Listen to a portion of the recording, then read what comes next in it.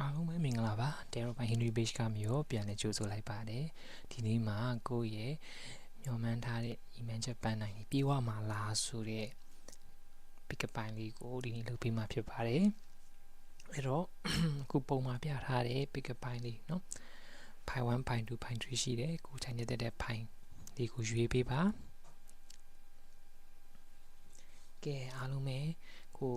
ချိန်တဲ့ file လေးကိုရွေးပြီးပြီလို့ဆရာယုံကြည်ပါတယ်ကဲပထမဆုံးအနေနဲ့ file 1ကမျိုးစပါမယ်เนาะ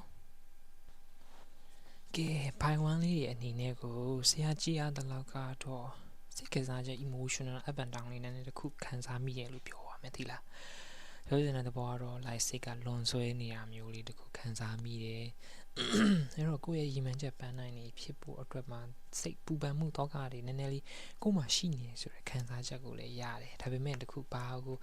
ဆရာအနေနဲ့အကြံပြုချင်လဲဆိုလို့ရှင်ကိုယ့်ရဲ့ရည်မှန်းချက်ပန်းနိုင်ကိုမျှော်လင့်ထားသလိုဖြစ်လာဖို့ဆိုရင်တခုအနေနဲ့ကလက်ခံတတ်ဖို့လိုအပ်တယ်ဒီလိုမျိုးလက်ခံလိုက်တဲ့အရာရဲ့နောက်ွယ်မှာကိုယ့်အတွက်ဘဝရဲ့ပြောင်းလဲမှုတစ်ခုအနေနဲ့ကိုပြန်ရလာတာမျိုးလေးတွေကကိုယ့်အတွက်ပြန်ပြီးတော့ကောင်းလာတာမျိုးလေးရှိတယ်ဒီဖွဲ့လေးတွေမှာနည်း root chakra ခံစားမှုရေပေါ့နော် root chakra ခံစားမိတယ်နော်အဲ့လိုဘယ်လိုမလဲ problem solving နေရကိုလုပ်ဖို့ဆိုလို့ရှင်ဘာလုပ်ရမလဲဆိုလို့ရှင် grounding နေတာမျိုးလေးတရားထိုင်တာမျိုးလေးတွေဟိုတဘာဝပတ်ဝန်းကျင်နဲ့ထိတွေ့တာမျိုးလေးဒါလေးလုပ်ပြီးပို့ပြီးတော့အဆင်ပြေနိုင်တယ်ပေါ့နော်ဘာလို့လဲဆိုတော့ကိုယ့်ရဲ့စိတ်မှာကအဓိကကလို့ဖြစ်ပျက်သွားတဲ့အရာပေါ်မှာကိုပြန်ပြီးတော့အတစ်တဖန်ပြန်ပြီးတော့လိုးထားလာတဲ့အနေအထားတစ်ခုပြန်လုပ်ဖို့လိုအပ်နေရဆိုတာမျိုးပြတယ်ပေါ့နော်အဲ့တော့ကိုယ့်ရဲ့တီးစိတ်ထဲမှာကဘာလဲဆိုလို့ရှင်ကိုဘဝကိုပေါ့နော်အကောင်းဆုံးဖြစ်အောင်လုပ်မယ်ဆိုတဲ့အနေအထားတစ်ခုကိုဘဝတဲ့ဒါကိုအတွက်ရှင်သန်ဖို့အတွက်ဘဝမျှော်လင့်ချက်တွေပြေဝဖို့အတွက်ကိုလုပ်ဖို့ကိုလေသူတို့ကaction ယူဖို့ကိုလည်းလုပ်ဖို့လိုအပ်နေရပေါ့နော်ပြပြတဲ့ဘောကတော့ like okay ဖြစ်သွားတဲ့အရာတခု chaos တိုင်းပဲပေါ့နော်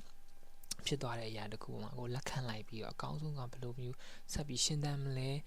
ဘဝကိုအကောင်းဆုံးဖြစ်အောင်လုပ်မယ်ဆိုတဲ့စိတ်ကိုမွေးထားတာပို့ပြီးတော့ကောင်းလိမ့်မယ်ဒီဘာဖြစ်လို့ဆိုတော့ဒီမှာကဒီအခြေအနေလေးမှာကဒွန်တွဲနေရမျိုးတခုခံစားမိတယ်နော်အဲ့တော့ဒွန်တွဲနေရဆိုတာကဘာလဲဆိုတော့ကိုယ့်ရဲ့စိတ်အခြေအနေ up and down ကိုဟို balance လုပ်နိုင်နေပို့ပြီးတော့ flexible ဖြစ်လိဆိုတဲ့ခံစားချက်ကိုလည်းရတယ်အဲ့တော့တခုအနေနဲ့ကဘာလဲဆိုလို့ရှင်ကိုဘာလို့ရမလဲဆိုတဲ့ idea မျိုးတွေအတစ်တော့အရာမျိုးတွေကိုပဲစဉ်းစားသိချင်တယ်ပေါ့နော်အဲ့တော့မှသာလင်ဘာလဲဆိုလို့ရှင်ဒီထက်ပို့ပြီးတော့ကိုမြင်လာမယ်ပေါ့ကွာပြောချင်တဲ့ဘဝတော့ကိုယုံကြည်မှုပို့ထားပါနော်ဒီဘဝလေးတွေမှာကစိတ်ခံစားချက် emotional ရှိနေတဲ့အတွက် net block ဖြစ်သွားတာမျိုး root chakra မှာသွားပြီး block ဖြစ်သွားတာမျိုးလေးရှိတဲ့အတွက်ကိုကယုံကြည်မှုပို့ပြီးတော့ထားလေပို့ပြီးတော့အဆင်ပြေလေဒါမျိုးဆရာမြင်တွေ့ရပေါ့နော် so like I ကိုရဲ့စိတ်ထဲမှာ keep လုပ်ထားတဲ့အရာတွေပေါ့နော် worry ဖြစ်တဲ့ဟာတွေ anxiety ဖြစ်တဲ့အရာတွေအကုန်လုံးလက်လွတ်ချလိုက်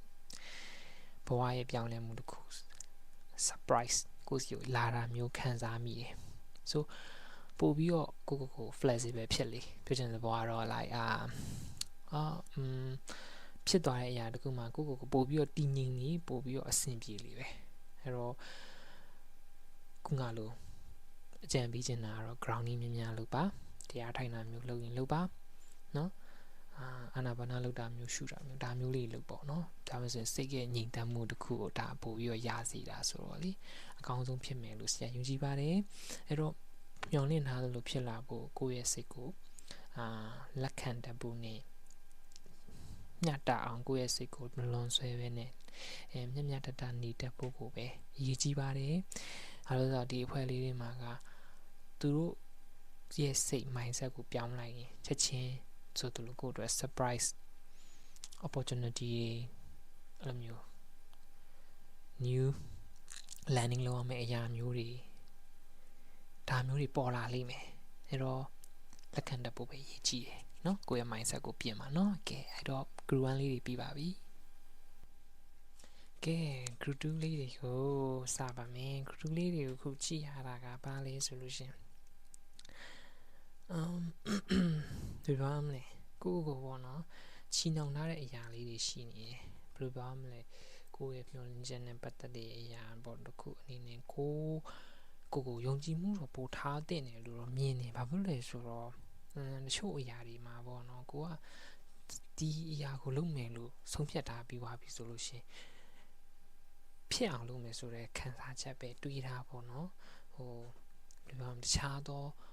worry ဖြစ်မဲ့အရာမျိုးလေးတွေဒါလေးတွေနည်းနည်း short ပေါ့နော်ဒီကတော့ကိုယ့်ရဲ့ယုံကြည်မှုအားကိုပို့ပြီးတော့ရှိစေခြင်းနဲ့ဘာလို့လဲဆိုတော့ဒီမှာကတခုအနေနဲ့ပေါ့နော်ကိုအနေနဲ့က challenge လုပ်ရမယ့်အရာမျိုးလေးရှိတယ်။အဲ့တော့ challenge လုပ်ရမှာဒီ challenge ကိုကြော်လွှားနိုင်မယ်ဆိုတဲ့ခံစားချက်ကိုလည်းဆရာမြင်မိရပေါ့နော်ဒါကပြောမယ်ဆိုလို့ရှိရင်ကိုရဲ့အားစိုက်ထုံးမှုတစ်ခုအနေနဲ့ကိုစီကိုဒါ rewards အနေနဲ့ပြန်လာတာမျိုးလေးကိုလည်းမြင်ရတယ်ပေါ့နော်။ပြောတဲ့သဘောကတော့ကိုလှုပ်လိုက်တဲ့အရာကအရာထင်သွားတာမျိုးကိုအတွက်ပို့ပြီးအဆင်ပြေလာတာမျိုးရှေ့လျှောက်ပေါ့နော်ဘယ်ပြောမလဲကိုဘာမှမစရသေးတဲ့အချိန်မှာဆွေးနွေးမှုတွေကို short ပြီးတော့ကိုထိတွေးကြည့်လိုက်ပြီးတော့ facing challenge လုပ်လိုက်ပြီးတော့လုပ်လိုက်တာကဘယ်လိုပြောမလဲဒီထက်ပိုပြီးတော့အောင်မြင်လာဖို့ဒီထက်ပိုပြီးတော့အဆင်ပြေလာဖို့ကိုလမ်းစာတွေပေါ်လာတာမျိုးမြင်ရတယ်ပေါ့နော်အဲ့တော့ဘာလဲဆိုလို့ရှိရင်ကိုလုပ်ရမယ့်အရာလေးတွေကိုအာရုံစိုက်ပြီးတော့လုပ်စေချင်တယ်ကိုမျှော်မှန်းထားသလိုဖြစ်လာဖို့ကတော့ခုနကလိုကိုပို့ပြီးတော့ယုံကြည်မှုထားပါကိုပြီးယုံကြည်မှုထားလေပို့ပြီးတော့အဆင်ပြေလာမယ်တိတ်မကြခင်မှာကိုရဲ့ဘဝရဲ့အကောင့်ထဲတွေကတဖြည်းဖြည်းနဲ့ရုပ်လုံးပေါ်လာမယ်အနေအထားတစ်ခုဆိုတော့ပြောမယ်ဆိုရင်တော့ minor တစင်ချင်းသွားတဲ့ step တစ်ခုချင်းသွားတဲ့အနေအထားတစ်ခုမှလည်းကိုစုချတဲ့နေပေါ့နော်ပြောတဲ့ဘောကတော့ငါဒီနေ့ဒီချိန်ထိဒီလိုမျိုးလေးငါရလာတယ်ကိုစုချမြင်လိုက်တာမျိုးလေးတွေတည်မလားကိုပေါ့ပို့ပြီးတော့ motivation ပို့ရှိအောင်ကိုပို့ပြီးတော့အဲ့လိုမျိုးတစင်ချင်းသွားတဲ့အချိန်တိုင်းမှာပေါ့နော်ကိုစုချမြင်မှာဒီထက်ပို့ပြီးတော့အခွင့်အလမ်းနေရလဲရှိတယ်တခုပဲငါလိုပေါ့နော်ကိုစိတ်ထုံးနေမဖြစ်အောင်တွေးပူတာတွေမရှိအောင်ကိုအဓိကထားဖို့တော့ယူဆိုင်ပါဘာလို့လဲဆိုတော့အဓိကကတော့ကိုရဲ့ mental ဘိုင်းကိုယူဆိုင်ပြီးတော့okay ငါရဲ့ intention ဒီအရာဒါကိုသွားမယ်လို့ကိုကဆုံးဖြတ်ထားပြီးပါဒီ intention တိုင်းကိုသွားဖို့ကိုပဲလုပ်ပါလို့ပြောပါတယ်เนาะအဲ့တော့ recap အနေနဲ့ပြန်ပြီးတော့ချော့အောင်မယ်ဆိုလို့ရှင်ကိုအတွက်ပေါ့နော်အခက်ခဲလေးတွေလာလို့ဖြစ်လာတဲ့အရာတခုမှစိတ်မညစ်ပါနဲ့ဒီအရာခဏတာပဲအဲ့တော့ကိုအတွက်ဘယ်ပြောမလဲအကောင်းဆုံးဖြစ်လာမယ့်အရာလေးတခုကိုစီကိုရောက်လာလိမ့်မယ်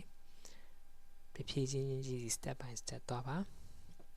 ဒီထက်ပိုပြီးတော့အောင်မြင်နိုင်တဲ့အခွင့်အလမ်းတွေကိုလည်းမြင်တွေ့ရတဲ့အတွက်ကြိုးစားပါလို့ပြောရင်းနဲ့ပဲ group 2လေးတွေကိုအဆုံးသတ်လိုက်ပါမယ်နော်ကဲ group 3လေးတွေရောက်ပါပြီ group 3လေးရဲ့ကန်တရားလေးသူတို့မျက်နှာလိုက်သလားတော့အောင်မိရတယ်ဘာဖြစ်လဲဆိုတော့ဘဝရဲ့အနေထားအရာကိုကသူများတည်းမတူတဲ့ခံတရားမျိုးကိုသူတို့ကပိုင်ဆိုင်လာတာဒါပေမဲ့ like good and bad ကိုရွေးချယ်တဲ့အပေါ်မှာမူတည်တယ်ကိုကောင်းတဲ့အရာကိုပို့ပြီးတော့အားဆိုင်ပို့ပြီးတော့အဆင်ပြေမယ့်အနေအထားတစ်ခုလည်းမြင်ရတယ်ပေါ့နော်ဒါအဲ့တော့တစ်ခုဂျားထဲမှာဘာဖြစ်သွားလဲဆိုတော့စိတ်ရဲ့ emotional တွေကိုလည်းအကောင်းဘက်မှာတွေးနေဖို့ပဲအရေးကြီးတယ်သူတို့ကအရန်ကြီးအားဆိုင်စရာမလိုပဲနဲ့သူတို့ဖြစ်ချင်တဲ့အရာကိုဘယ်လိုပြောမလဲနည်းနည်းလေးဘယ်လိုပြောမလဲသူများက90%အားဆိုင်ပြီးလောက်ရမှာသူတို့ကကြာမဟုတ်ဘူးနည်းနည်းလေးလှုပ်လိုက်တာနဲ့ကိုသူတို့ရဲ့ဖြစ်ချင်တဲ့ညီမှန်ချက်မှန်မှန်ကြတဲ့ညီမှန်ထားတဲ့အရာတွေကခဏလေးနဲ့ပြည့်သွားမျိုးဒါမျိုးလေးမြင်ရတယ်ပေါ့နော်အဲ့တော့ဗာလဲဆိုတော့စိုးရင်ပူပန်မှုတွေပြီးတော့မကောင်းတဲ့အတွေ့တွေဒီအရာတွေကိုဖယ်ထုတ်ပေါ့နော်ကိုယ့်ရဲ့စိတ်ကိုပို့ပြီးတော့ပေါ့ပါနဲ့ယုံကြည်နဲ့ပဲလှုပ်သွားအရာအလုံးကအဆင်ပြေလိမ့်မယ်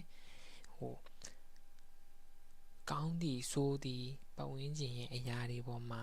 ပတ်ဝန်းကျင်ရဲ့အရာတွေက influence ဖြစ်တာကိုမခံနဲ့ပြောမယ်ဆိုတော့လွှမ်းမိုးမှုကိုမခံနဲ့ပေါ့ကွယ်ပတ်ဝန်းကျင်ရဲ့လွှမ်းမိုးမှုတွေကိုမခံနဲ့ကိုယ့်အကိုဘဝကိုအေးချင်းချင်းနဲ့ဖြတ်တန်းလို့ရတဲ့အနေအထားတစ်ခုဆိုတော့ကိုတတ်နိုင်တဲ့အရာလေးတွေကို